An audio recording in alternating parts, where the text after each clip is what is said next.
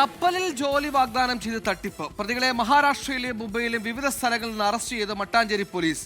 മട്ടാഞ്ചേരി സ്വദേശിയിൽ നിന്ന് ഉത്തരേന്ത്യൻ സ്വദേശികളായ പ്രതികൾ തട്ടിയെടുത്തത് 4 ലക്ഷം രൂപയാണ്.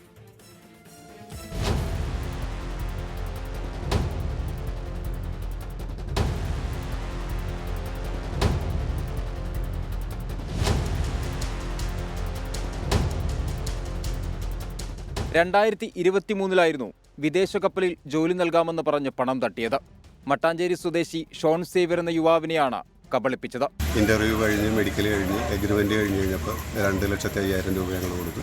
അത് കഴിഞ്ഞ് ഒരു മാസം ആവുന്നതിന് മുൻപ്, ഒരു മാസം ആയപ്പോൾ ഇവർ ഞങ്ങൾക്ക് ടിക്കറ്റും വിസ അയച്ചെന്ന് ബാലൻസ് പൈസ ഞങ്ങളുടെ നിന്ന് വാങ്ങി. അതിൽ പോകാൻ പറ്റിയില്ല.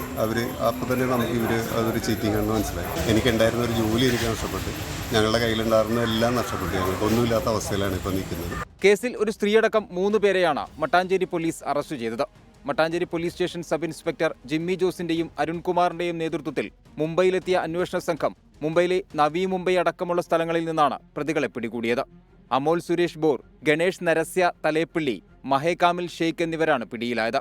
പ്രതികൾ avenue placement and marine services എന്ന ഓഫീസിന്റെ പേരിലാണ് തട്ടിപ്പ് നടത്തിയിരുന്നത്. കോടതിയിൽ ഹാജരാക്കി പ്രതികളെ റിമാൻഡ് ചെയ്യും. 24 കൊച്ചി.